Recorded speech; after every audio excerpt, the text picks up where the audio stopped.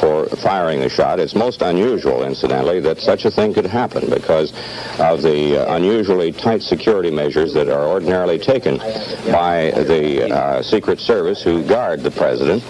And normally, any vantage point, a rooftop, and windows which command a parade route are carefully scrutinized and carefully guarded, and men are usually posted on rooftops along a parade route, particularly if there is any reason at all to suppose that there might be someone in the area who would have such ideas as assassination in his mind regarding the president. These precautions, of course, are taken by the Secret Service for all presidents, as they have been for many years.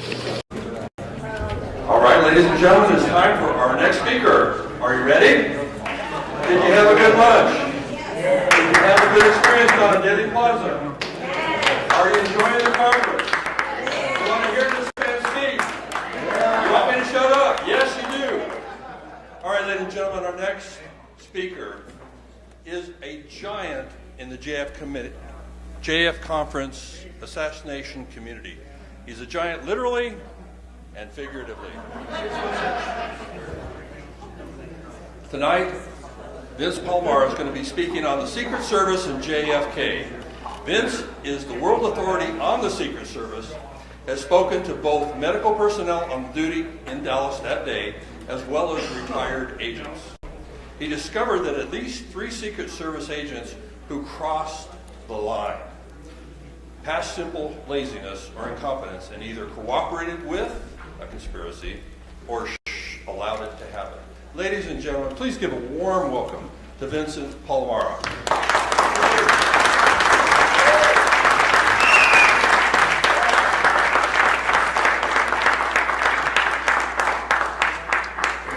Thank you very much for the enthusiastic intro, and thanks everyone for being here. Basically that's what it is. What's your theory? Here's my fact. President Kennedy should have survived Dallas. It's as simple as that. And I have a lot of material, so we'll skip all that. Yeah, get right to it. Okay. Now, the first thing is not technically a security issue, but it is a photo coverage, eyewitness issue, and the lack thereof in Dealey Plaza.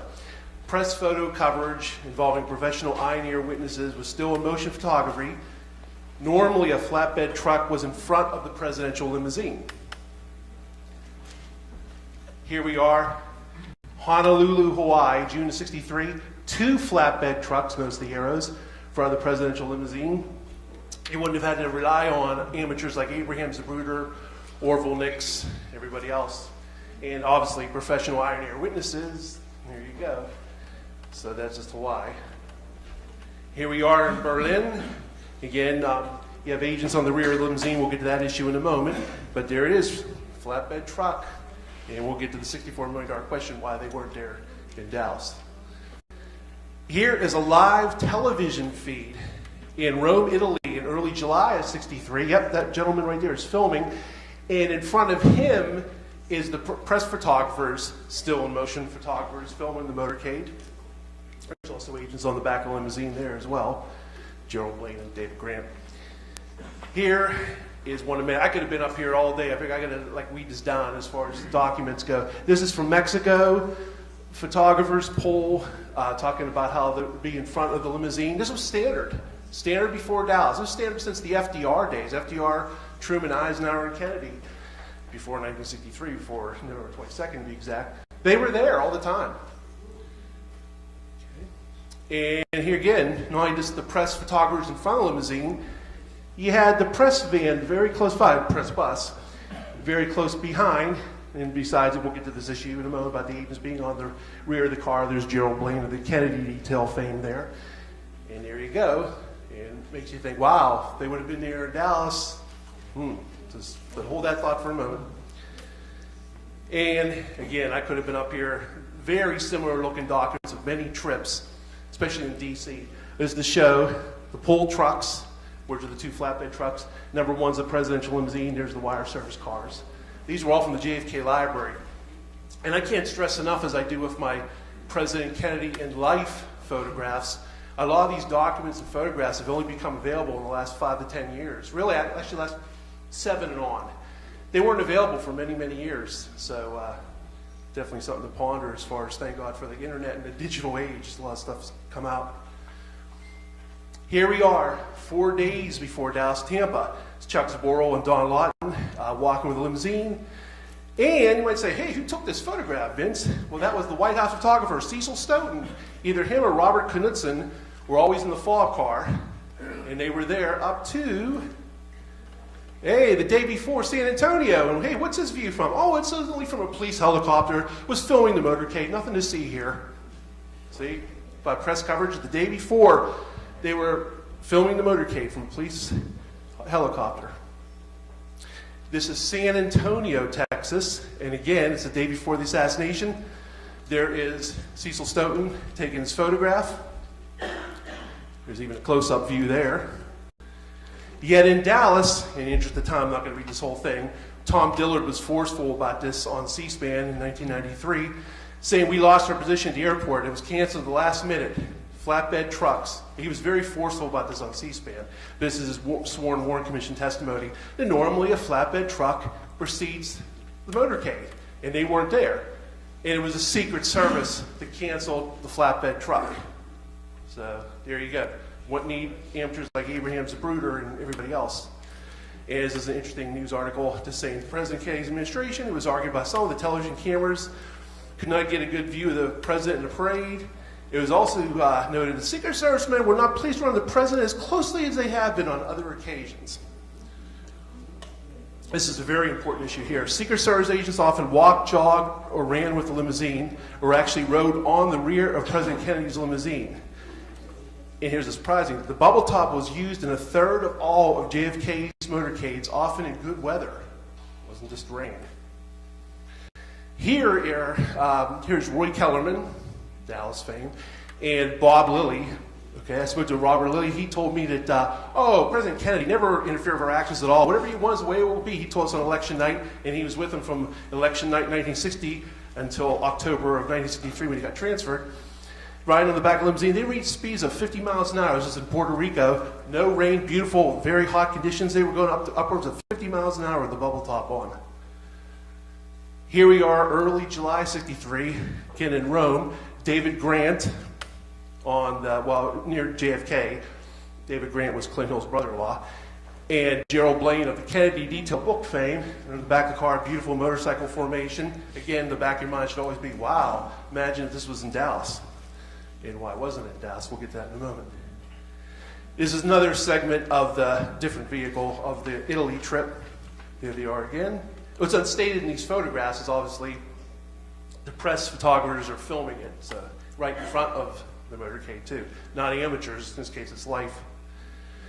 Here we are in Bogota, Colombia.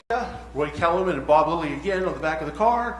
There's a full bubble top, closed follow-up car, good motorcycle formation, guards on either side, armed forces guards. Going at a pretty fast clip too. Here's the late when Lawson just passed away.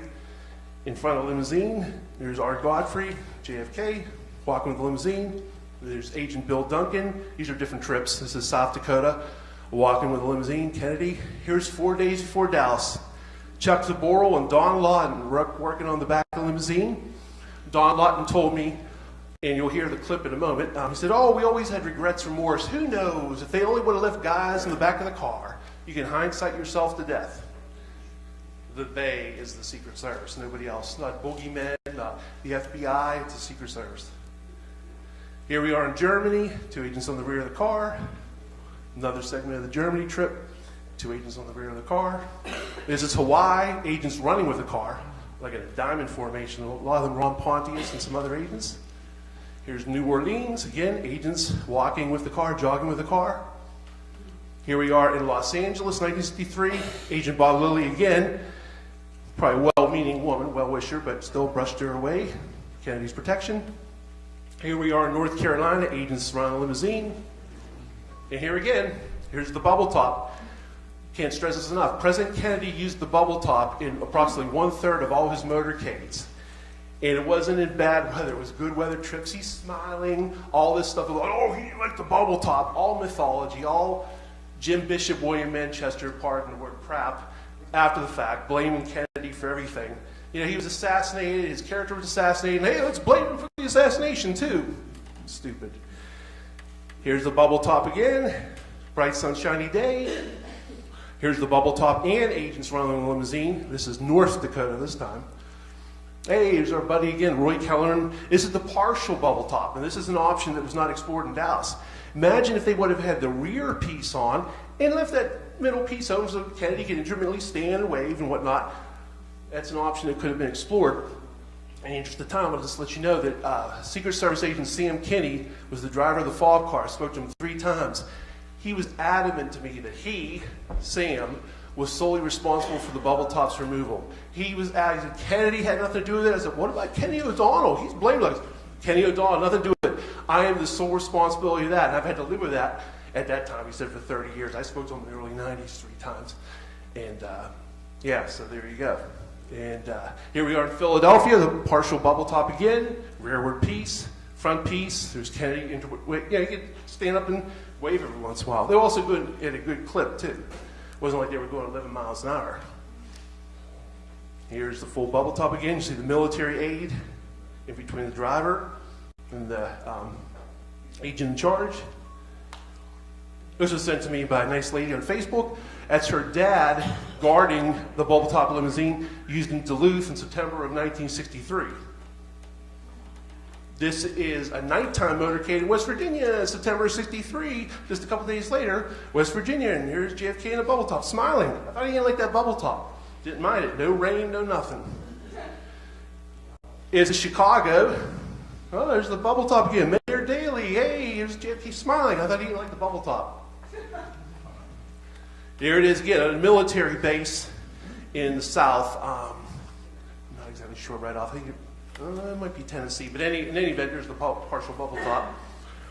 There's the Washington, D.C. bubble top.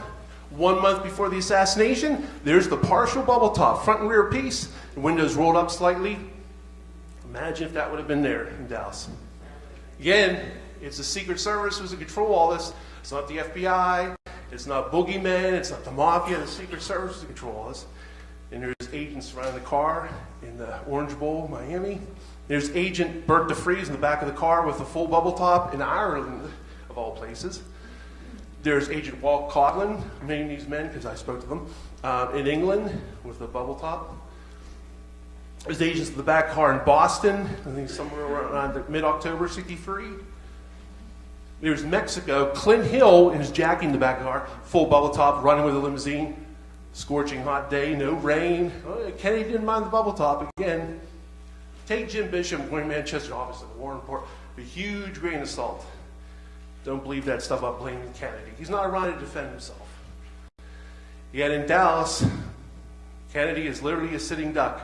Look at that. No motorcycles by the car, no agents, obviously no bubble top, no nothing. I mean, somebody in the crowd could have threw something at him. It's terrible.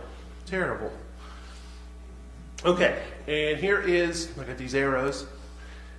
First one, furthest on the left, is Don Lawton. The other agent is Hank Ribka. The other one's Jack Reddy. And there's a little confusion, and part of the confusion is by myself. For the longest time, I got the 2 agents confused. I thought it was Don Lawton, it was Henry Ribka. Oh no, it turned out it was both agents were actually there walking, jogging in a limousine. It's only Don Lawton that shows up with the more famous video footage we'll get to in a second here. Here they are. This is on the left, Agent Ribka. In front of him is Don Lawton walking with a limousine. I discovered this in 1991. Obviously, I didn't film it, but discovered in 1991 raw footage from WFAA, the ABC affiliate in Dallas. It was just raw footage, and also I'm watching the motor. I'm like, what's going on? Why is he waving his hand 3 times, and the other agent's like pulling him away, it looked like. And here we go. Let's see here. Get this video going. Hold on 1 second.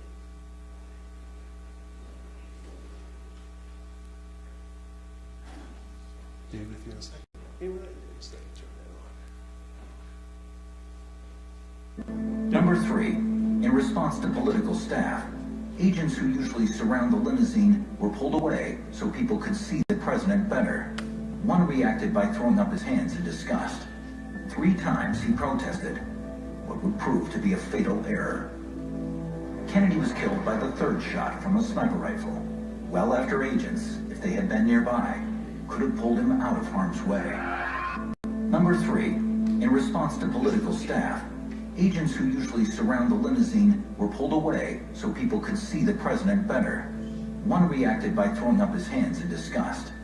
3 times he protested what would prove to be a fatal error. Kennedy was killed by the 3rd shot from a sniper rifle, well after agents, if they had been nearby, could have pulled him out of harm's way. Just a brief note on that. That was Discovery Channel, Secrets of the Secret Service.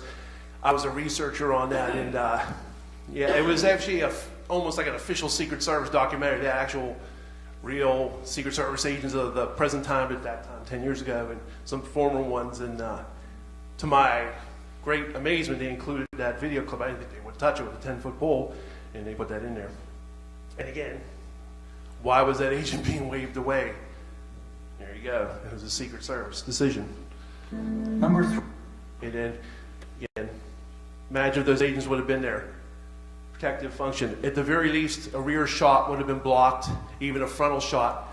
They could have witnessed something. They could have jumped on them, prevented, less people around, less professional eye and ear witnesses. Got to think of that factor as well. Here we are, September of 1960. Well, we'll get this now. JFK and LBJ, they rode in 2 official motorcades together. Dallas, the Texas trip, and also when he was a candidate. And there's the local armed forces next to him, whatnot. He didn't mind them back then. And here we are, he's shaking hands with Chief Curry. And even though Secret Service were not officially warranted with guarding the presidents at that time or presidential candidates, there is an agent right there from the local field office, and behind him on the other side are other agents in armed forces and police. And again, he didn't mind that when he was running for the presidency in 1960 in Dallas. Gets hit, 3 years later, another motorcade, LBJ, first time since then, and there's nothing. And in the interest of time, I'll just kind of go through this a little bit. But I spoke to these gentlemen starting in the early 1990s. It's before the internet really kicked in. There was computer bulletin boards. But basically, I was just an amateur stranger on the phone calling these guys. They lived in all parts of the country. I was a little amateur me. I was only in my mid-20s at the time. Didn't have a book out. Didn't have hardly anything. Nobody really knew who I was. And I was asking the same thing. And they kept on like they were reading cue cards. The #1 agent of the White House detail, I'll get to him in a second. I'll get to James Riley. Chief, no president will tell the Secret Service what they can or cannot do. That's what he testified under oath to the Warren Commission. Okay? Actually, this... okay, now I'm on the right spot. Okay, President, this is basically debunking the whole idea about the president being the boss of the Secret Service, which isn't true. And there you go. And then his predecessor, Huey Ballman, said the same thing, that he could legally countermand a direct decision by the president. This is a story that came out in AP, November 15, 1963. It stated that the Secret Service can overrule even the president where his personal security is involved. George McNally, former agent, agreed. Again, in the interest of time, Mike Riley, Bill Carter. Harry Truman agreed, so the Secret Service was the only boss the President of the United States really had. Lyndon Johnson's on record saying the same thing. Bill Clinton, quoting those 2 gentlemen in 1999 in dedication of the Secret Service building in D.C., said the same thing. I have to agree, that's true. They are the only boss we have. No boss when it comes to security, mind you. Okay. And again, just more of the same in the interest of time. Basically just saying the same thing. There's contemporary news articles saying that this whole thing, people have the tendency, they think it's very natural. They think, hey, he's the commander-in-chief, he's the president of the United States. A little Secret Service, come on. When it comes to president's security, the Secret Service is boss, not the other way around. So don't believe Bishop Manchester, Gerald Blaine, or Clint Hill in their books about that. Not true. Again, Kennedy ordering agents off the limit. This is what I was about to get to before. When I was talking about the agents I spoke to. The #1 agent of the White House detail, Gerald Bain. I don't remember Kennedy ever saying that he didn't want anybody in the back of his car. You talk about a moment that made me want to drop the phone in shock. David Lifton talks about the Cybert and O'Neill report, was his linchpin moment. He couldn't believe the surgery of the head area. He was reading this. When he told me this on the phone, I'm stammering. I can't believe it. I don't remember Kennedy ever saying he wanted to go in the back of his car. This is the #1 agent with Kennedy he was with the Secret Service from FDR to LBJ, but he was with Kennedy from election night up to, well, he wasn't there at the time. He was on vacation, but we'll get to that in a moment. #2 agent, Floyd Bourne, was adamant to me 3 different times. JFK was very easygoing. He didn't interfere with our actions at all, never did. He was a very nice man. And he said the same thing. And Bill Adams, I don't know whatever happened to this researcher from California 20 years ago, good guy. Him and I pried out of the JFK Library release of Floyd Bourning's 1976 oral history of the JFK Library. And he says that JFK and his staff were very cooperative with the Secret Service. Nothing about, he wore us off the car and all this other stuff. The advance agent for Dallas wrote to me a letter from 2004. I don't know of any standing orders for the agent to stay off the back of the car. It never came to my attention as such. Winston Lawson was the lead advance agent. If anybody's going to know about it, it would be him. And he didn't know. Art Godfrey, same thing. Shift leader. These are the brass of Secret Service. Not like little, like Gerald Blaine is a buck private. These are the guys who are, the top guys. He's saying the same thing. There's no truth to this thing about Kennedy ordering us off the car. It's baloney. C.M. Kinney, driver of the FOB car in Dallas, Tampa, and many other stops, said the same thing. Oh, no, there's no truth to that at all. And you'll get to hear some of these audio clips in a moment. Bob Lilly, like I mentioned before, he was extremely cooperative. Whatever you guys want is the way it will be. Don Lawton, he said, not only did he say to me that, if only they would have left guys in the back of the car, can hindsight yourself to death. He also, in 2013, it came out in an article, a woman friend of his that was in the Army said that, he always regretted not being in the back of a car. I should have been there. I should have been there. Dave Powers, arguably Kennedy's best friend on countless motorcades, said the same thing. In a letter to me from 1993, the agents never had to be told to get out of the back of the car. And 2 researcher friends of mine, independently of myself, spoke to Dave Powers and conveyed the same thing to me. And they were excited when they read it. Vince, you're not going to believe it. He said the same thing to me. I actually spoke to him at the JFK Library in the 80s, 90s, whatnot. Says, no, he didn't have time for that. He's too busy running the government to look back with his bad back. I don't want you guys on the back of the car. People don't think about the logistics of this stuff. And again, it's just more, this whole thing about Kennedy ordering agents off the limo is debunked. Sam Solomon I spoke to, Frank Stoner, Gerald O'Rourke, agents of the Texas Trip, Vincent Bras, famous for protecting Truman during the assassination attempt, Larry Newman. Here's an interesting one. Gerald Blaine, the author of the Kennedy Detail, years before his book came out, said, JFK was very cooperative. He didn't interfere with our actions.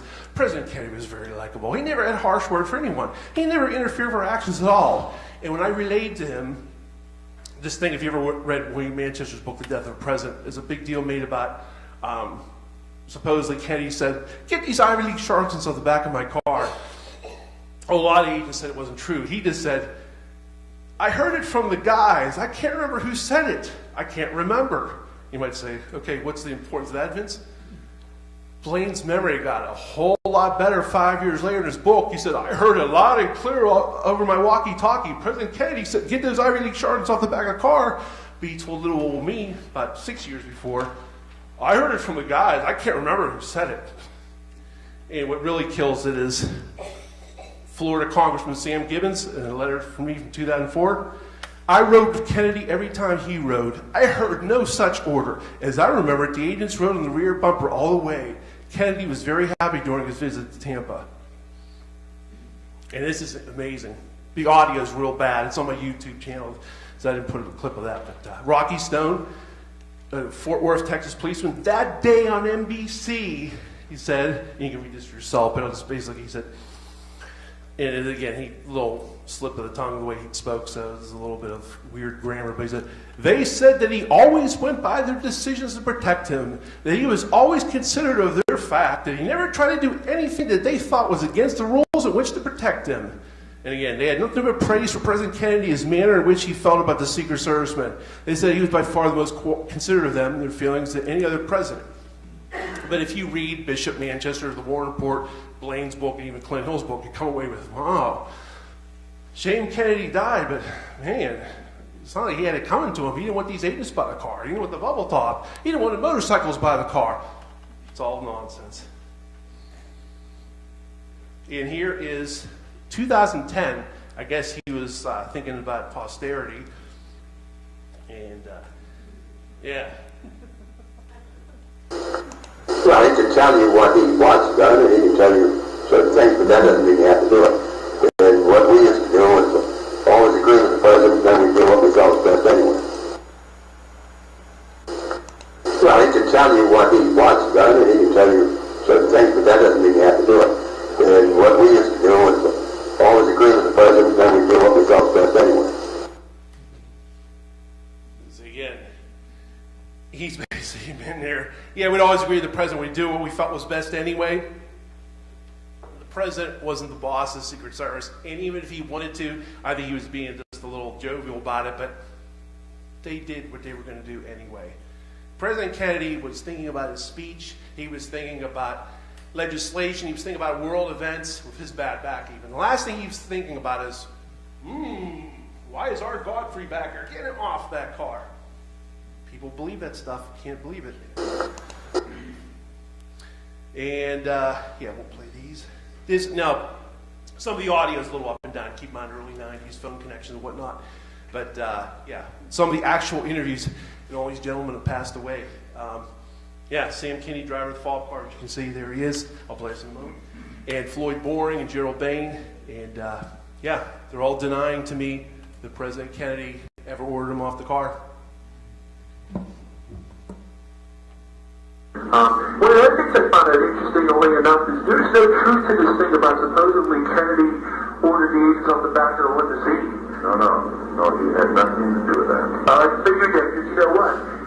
William Manchester makes the claim that Floyd Boring was ordered by Kennedy, and I'm quoting what it says in the book, says, keep those Ivy League charlatans off the back of my car. That is false. Yes, I'm not taking it as the gospel, but I know other people have.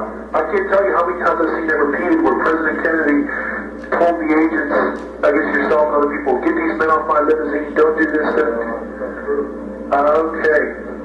Very nice man. Yeah, it's never interfered with them at all. I had been on the trip before, February, the last vacation he had. Oh, okay, the one in Florida. That's right. Oh, okay, yeah. There's something relating in his book about that too. Supposedly, he makes it out like President Kennedy was real authoritarian and ordered the men off the back of the limousine. Well, that's not true. I didn't think that was either. Yeah, Rufus Youngblood, it was one of the things he told me. He says that don't believe Manchester or Bishop.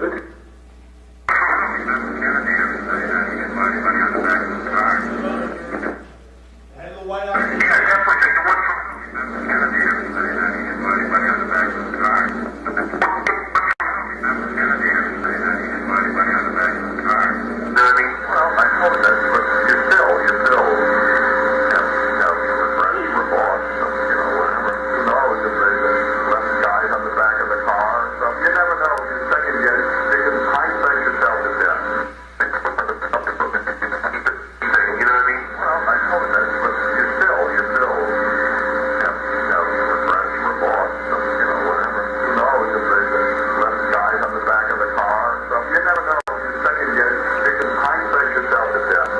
This is the lead advanced agent for Dallas, Winston Lawson. Keep in mind, the lead advanced agent for Dallas, Winston Lawson. This is an amazing letter he wrote me in January 12th, 2004. I do not know of any standing orders for the agents to stay off the back of the car. After all, foothold and handholds were built into that particular vehicle. I am sure it would have been on a case-by-case basis depending on the event, intelligence, threats, etc. Keep in mind, ostensibly, officially, allegedly, there were no threats found in Dallas. Jerry Bain, a special agent in charge of the White House detail, as it was known then, Presidential Protective Division currently, would have been privy to that type of info more than I. See my other video where Bain adamantly denies that President Kennedy ever ordered the agents off the car. However, it never came to my attention as such. I am certain that agents were on the back on certain occasions. Again, I do not know of any standing orders for the agents to stay off the back of the car. However, it never came to my attention as such. This totally debunks the Kennedy detail. Here's the fateful Tampa motorcade of November 18th, 1963.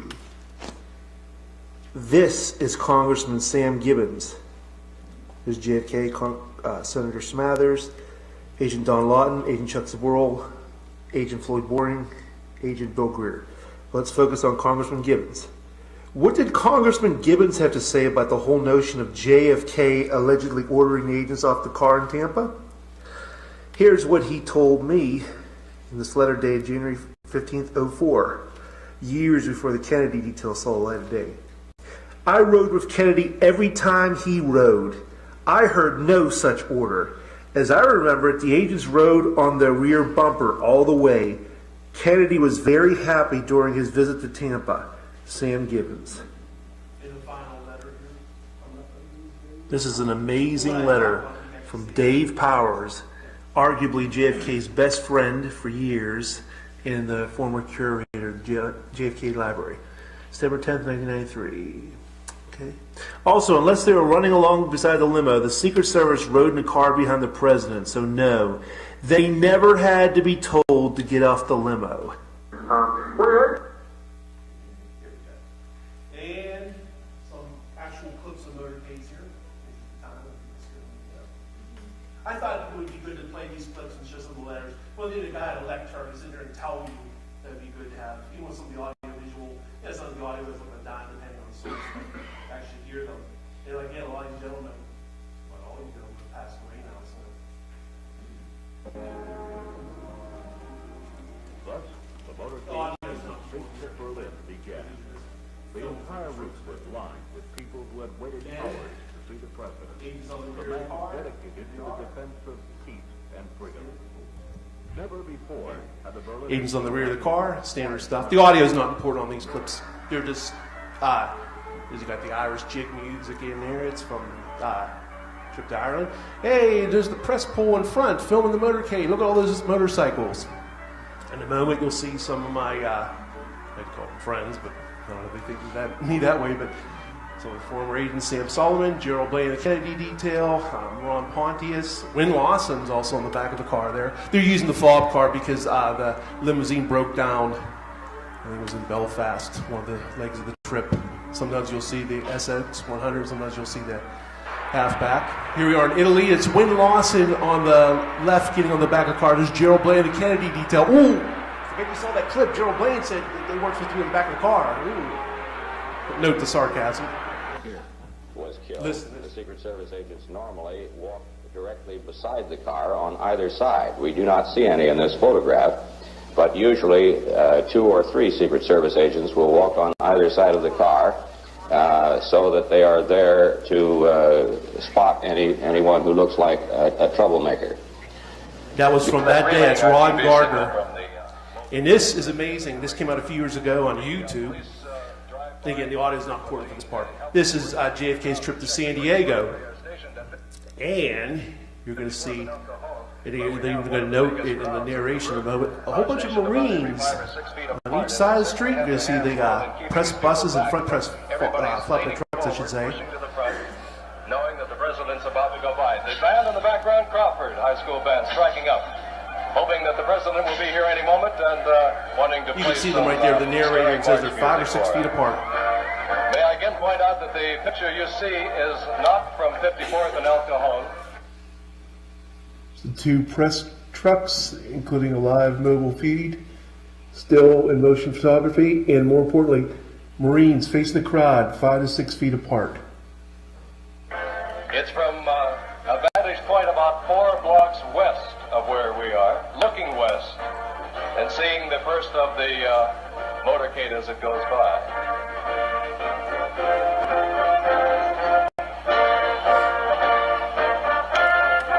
And that's part of the crowd lining the streets, lots of children, the Marines with their hands full. The motorcycle officer, I understand, has been instructed to make sure that everybody does not get out into the street. No reports of whether or not he has run over any toes or not, but doing a good job of keeping them by. Now, the presidential motorcade is approaching 54th and El Cajon. Everybody here is on his feet. The people are beginning to cheer. The people behind me are, of course, quite expectant. And get a little sneak preview of something you'll see in a second. Again, the audio is not important. First car coming by our camera at 54th and Oklahoma. Building rooftops were often guarded between the FDR and JFK days. That's another reason why it looks like a sitting duck in the car, and he wasn't. Secret Service agents normally walk directly beside the car on either side. We do not see any in this photograph, but usually 2 or 3 Secret Service agents will walk on either side of the car so that they are there to spot anyone who looks like a troublemaker. Now keep in mind, in the nation's grief, all those details are going out one ear out the other. My mom and dad told me you're still doing great. Said, Vinny, 9 people could have killed Kennedy. We were so consumed with grief. Those details you're throwing at me that day went one ear and out the other about agents not being by the car. We didn't think those thoughts. We didn't care we lost our president. So it's only years later, looking in hindsight, you hear what's Ron Gardner talking about there. And here you go. This is, you saw a still photo of it. This is again all through the South American trip. The bubble tops in the back of the car. No rain, agents on the back of the car. Armed forces were on both sides. Look at that. Unbelievable. So my narration, I guess you can tell these are YouTube videos of mine put together. But and you see the excellent motorcycle formation.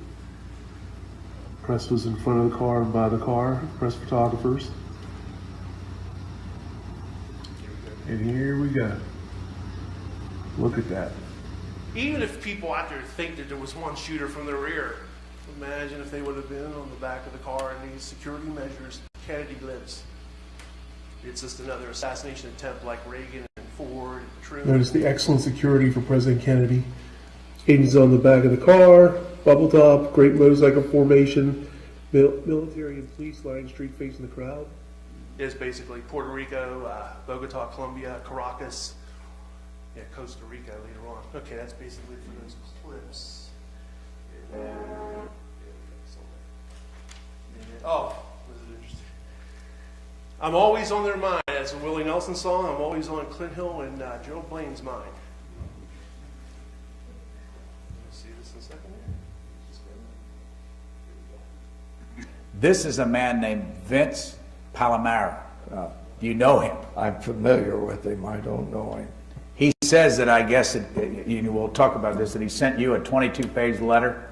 I recall receiving a letter which... And this man's name is Vince Palamara. He's a citizen who has taken it on his own to become an expert. He's from Pennsylvania, and I don't know him. I've never talked to him. I've just seen it on the web. And he is, I believe he's a graduate of Duquesne University. So let's watch this, and I'll get your reaction to it. There never would have been a book if I didn't send a 22-page letter, to Clint Hill that pissed him off so much that his very good friend Jerry Blaine came out with this book as a counter. It's very obvious it's a thinly veiled attempt to rewrite history and to blame President Kennedy without trying to blame him for his own assassination. The fellow we talked about in the last interview, Vince Palamara, have you seen his letter? No, he's been critical of Well, I'll accept his. Are you worried that he's not being... Well, maybe he has some secret agenda. I don't know. This is a man...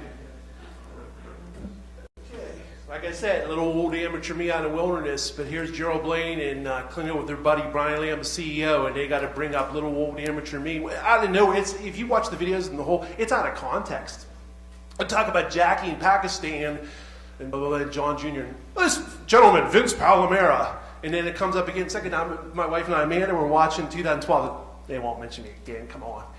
And there's these beautiful stories about Mrs. Kennedy and me, which actually is a really nice book other than a few pages about the assassination out of nowhere. This gentleman, Vince Palamara, do you remember him from the last time we spoke? This is before my first book was out. And I didn't even have a book published yet. I was just the amateur out in the woods, And I was like, and thou protest us too much? Why were they doing that? And here's the thing, and this is the big discovery. If I'd say one of my big discoveries is building rooftops were normally guarded, FDR, Truman, Ike, and JFK eras. This is when, you have to search newspaper archives for it. This is Pittsburgh, 1944. 10,000 policemen were stationed along the motorcade's route. Rooftops were ordered to spectators. And you can read the rest there, the old Roosevelt smile. You might say, oh, okay, I always like to throw a little devil's advocate. Hey, I was doing World War II. Okay, yeah, whatever. Well, here's Truman. Uh-oh, World War II's over. And they're still scattered throughout the crowds. Police guard every street. And then, more importantly, building rooftops again. Here he is. You have to pay money through newspaper.com, I think it's called. You get these, but there you go. 1959, Eisenhower. Look at this. Even the manhole covers were battened down, and the suspicious strangers were not barred from buildings and rooftops. You might say, okay, that's good. What about JFK? Here you go. This is from a book from 1962, long out of print, called What Does a Secret Service Agent Do? Like I said, long out of print. 1962, the year before Kennedy's assassinated. And this will be blown up in a second. But the thing is, this book would not have been written without the cooperation of Chief Rowley, who's pictured, and Chief Inspector Michael Trina, who I also corresponded with. Chief Inspector Michael Trina wrote the Secret Service Manual. So if anybody in the world would know about proper procedures, he would. And again, this is an over-the-counter their book, albeit it's been out of print since like the early 70s. And who cared about these things other than me back then, but that's another story. If the president is to appear in a parade, agents and policemen are assigned posts atop buildings and on the street along the parade route. Just digest that for a moment. Wow, that says it all. And then also other tremendous information. Exceptionally large crowds are expected. The Secret Service may call upon the armed forces to station troops along the line of march. Agents of the White House detail ride in the same car. Others will walk or trot alongside, while still others ride the automobile in front of them behind the presidential car. This was standard stuff. And again, what should be in the back of your mind is, look, it's a Bruder film. It looks like they won't buy the car. It looks like a sitting duck. Gee, I wonder why. This is 4 days before Dallas. This only came out in the late 1990s thanks to the ARB, thanks to Oliver Stone's JFK and the JFK Act. This only came out in like 1999.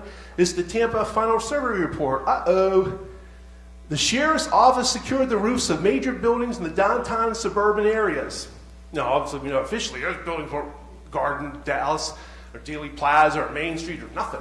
There's spectators all hanging out of the windows. No big garden rooftops, but this was the longest domestic motorcade President Kennedy ever had. 28 miles. And I also spoke to Russell Groover, who was the lead motorcycle officer in Tampa. He said, oh yeah, there was on every multi-story building, there was armed guards with shotguns and Thompson submachine guns ordered to shoot if anything got out of control. And he started out, he goes, oh, we want to make sure that our boys weren't in harm's way, but they had a diamond formation, which was much better in Dallas. And I said, well, okay, multi-story. Well, what about single dwellings? Since we had the military and the police lining the route to cover them, because they were more at eye level, like as ranch level, but anything 2 stories and up, they were guarded by, and again, it's not going to be in photographs a lot of time. I have a few, but usually people are looking at Kennedy. They're not looking up there and, hey, look at that armed forces guy. It's like Arnold Rawlin. Some other people testified about, well, they thought it was Secret Service guards. So some people knew that was standard procedure back then. But it's an amazing document, only 20 years ago. This is from Pittsburgh, PA, in the interest of time. Basically, it says here, when he came to Pittsburgh, all the buildings, culverts, bridges were guarded. They had armed detectives ordered to shoot if anybody even opened a window and whatnot. And it's again for the assassination, not after, not as a result of the assassination. Oh, you're looking back with rose-colored glasses, Vince. It's only because of the assassination they did these things. They did this since the FDR days. There's reasons presidents survived before Dallas. Guard of 35,000 line streets to assure the president's safety, and helicopter manned the route during the entire motorcade. This is amazing, this one. President will have plenty of protection while abroad. The actual article isn't real meaty. It's good, but you might say, well, that headline's amazing, but what did it say? Nothing really amazing until this part.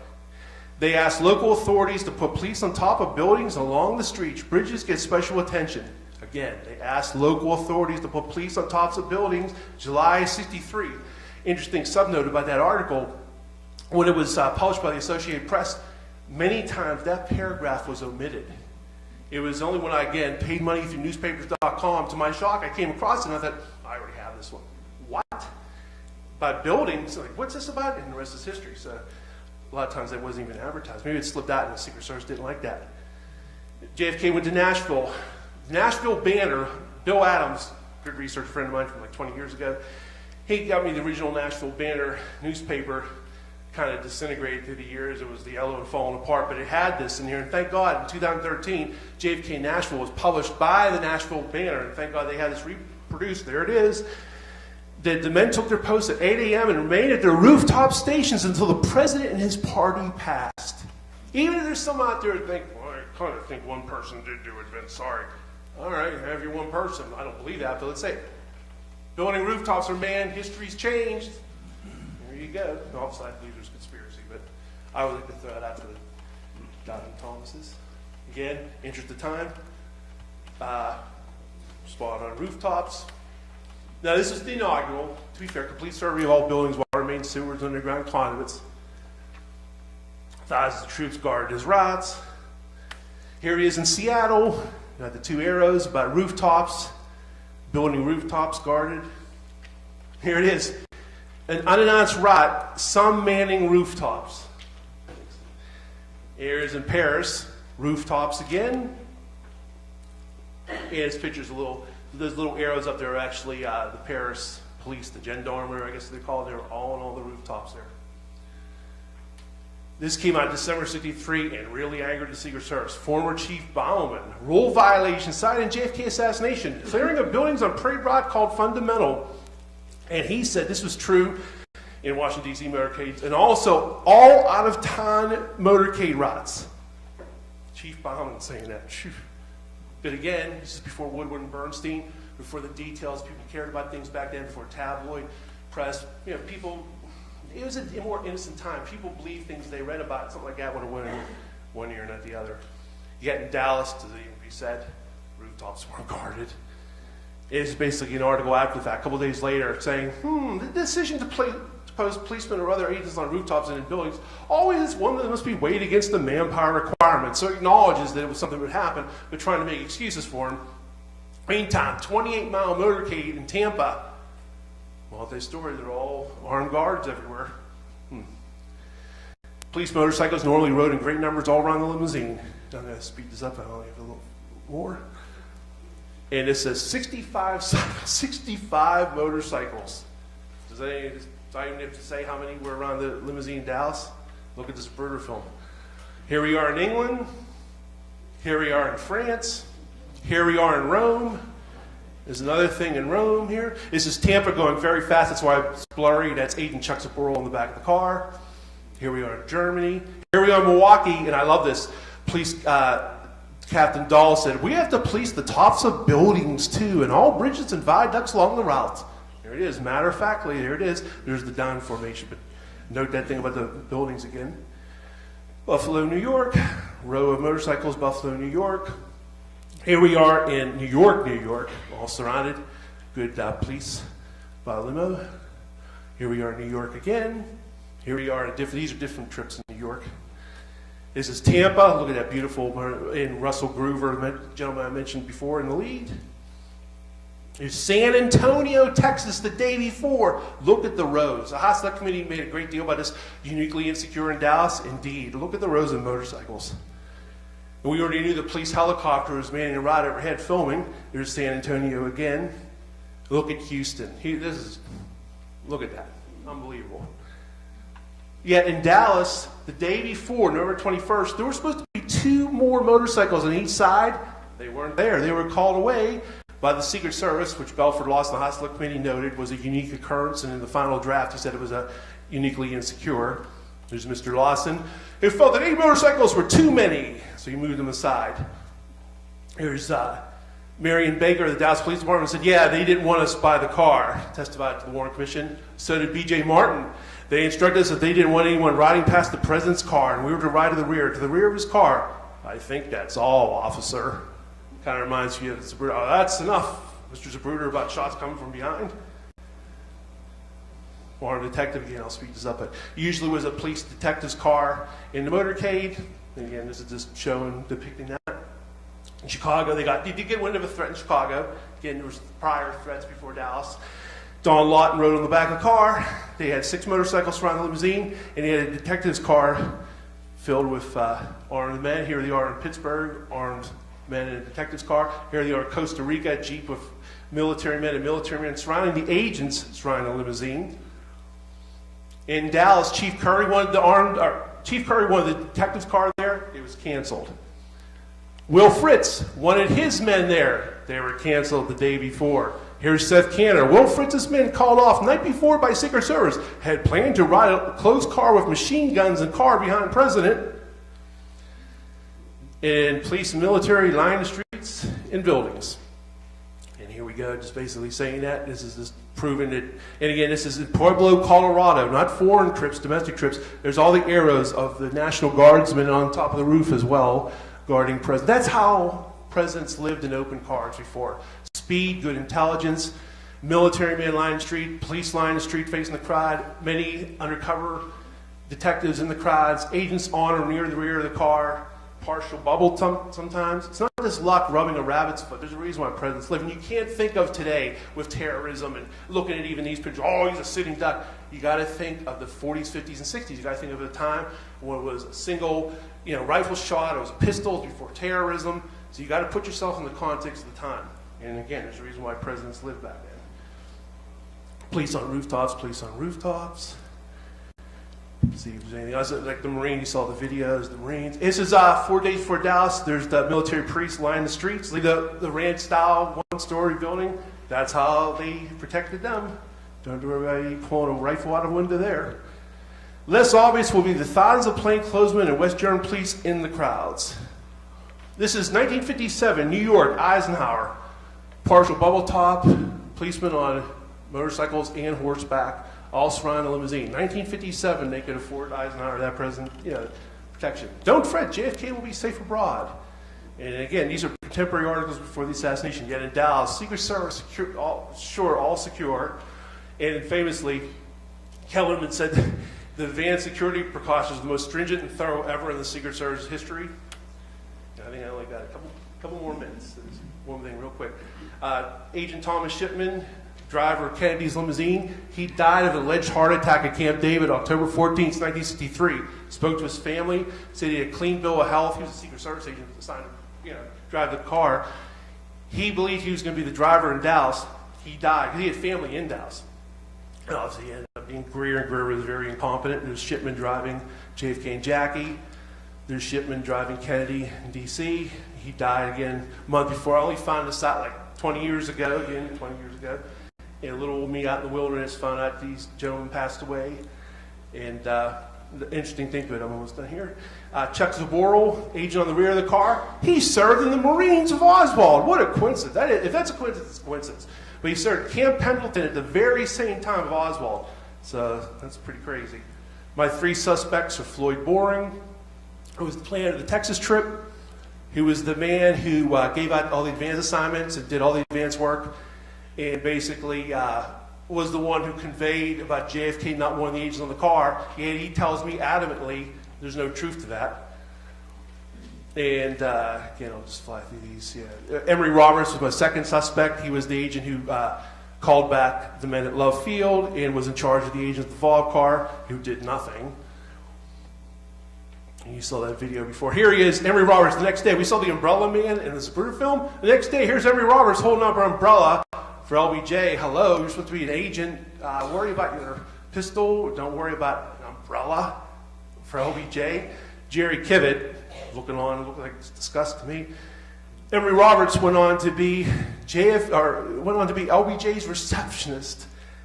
So a current Secret Service, still current agent, went on to be LBJ's receptionist. Strange, to put it mildly. And yeah, it's basically Bill Greer is my final one. Bill Greer. This will be the final clip. It's only 40 seconds. Let Dave Powers speak for me. The President's friend, Dave Powers, now director of the Kennedy Library in Boston, remembers talking to a grief-stricken Bill Greer, the Secret Service agent who drove Kennedy's car. What if they'd sped out of Dealey Plaza after the first shots, but before the fatal one? I found it always, and so did he, but Bill, all those agents were very close to us, and they felt so bad. If the driver of the President's car had stepped on the gas after the first two shots, yes, the President would be alive today, and he'd be 71 years old. And he'd be the director here.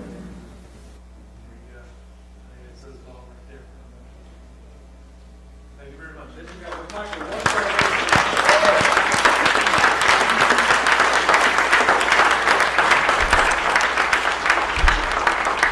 Hi, Vince. I haven't heard the name Bill Adams for years. I dealt with him, too. I got just a couple of quick things to go through here because I think they're important. First of all, I'm acknowledged briefly in the Survivors Guild book. That book, everyone should buy that book. It is a fantastic book. Absolutely fantastic. I recruited him for the Men Who Killed Kennedy series, and I'm very proud of that. And he should have had more time in that series. I had no idea, but I agree with that. You mentioned Jim Bishop, and I've dealt with Jim Bishop people, okay? Jim Bishop was a Del Charo regular. He was there. He was an unbelievable supporter of Clint Murchison. In all of I have his newspaper articles from the 50s and the 60s, always supporting the 27.5% oil depletion allowance, always supporting oil, always supporting the mob, always supporting Hoover and the FBI, always supporting Rowley. Rowley contributed to that book in big time, and he praises Rowley constantly. Rowley's the first man to shake LBJ's hand when he gets off Air Force One. When Manchester kept hammering LBJ to let me interview you for my book, he kept putting them off and putting them off and putting them off. He finally said, okay, come on over, I'll interview. He went over, and instead of LBJ, there was a guy sitting there. You ask me questions, and I'll answer the way LBJ would. And there was a squawk box. I'm almost done. There was a squawk box. It's obviously Johnson on the squawk box. And every time the guy who was answering said something that Johnson didn't like, the little red light would go on, and the guy had to run in the back and get the right answer and come back and amend it. That man was Jack Valenti. Okay? Jack Valenti. All right? It's Valenti who is the man who invited Kennedy to the Albert Thomas dinner the night before.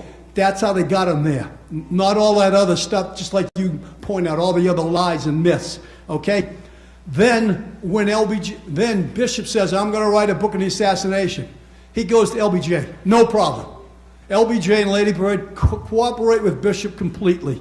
And finally, I met Dave Powers. I talked about him yesterday. He absolutely believed in a grassy knoll right shooter, and I showed him a gunman on the other knoll, and his eyes nearly came out of his head. I think that covers everything. Thank you.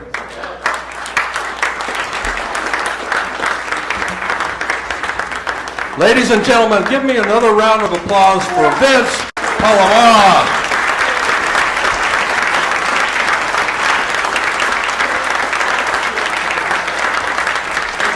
Appreciate it. And have him assist me here. We have a little something special here for Vince. On behalf of the JFK Assassination Conference, we are awarding him with the Justice for John F. Kennedy Award from the JFK Assassination Conference for 2019.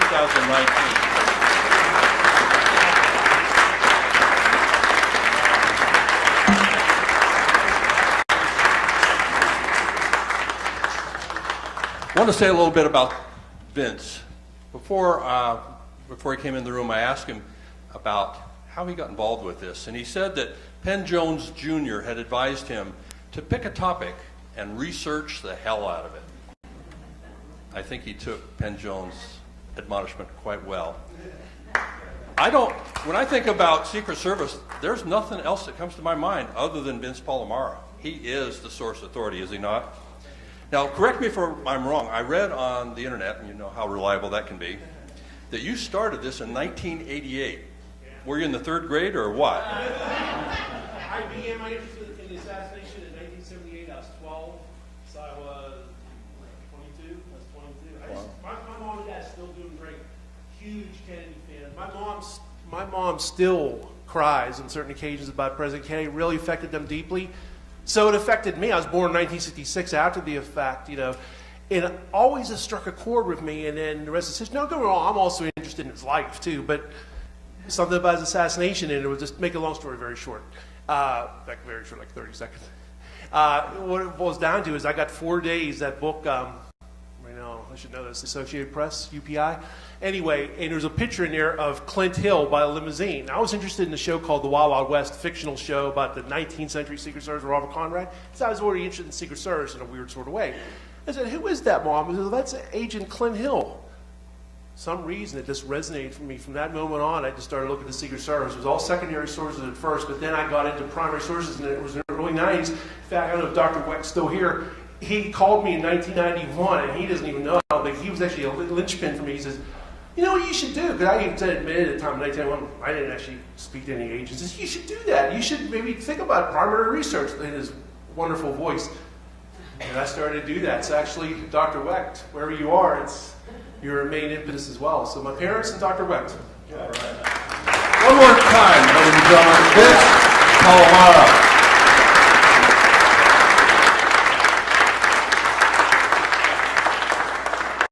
Well, ladies and gentlemen,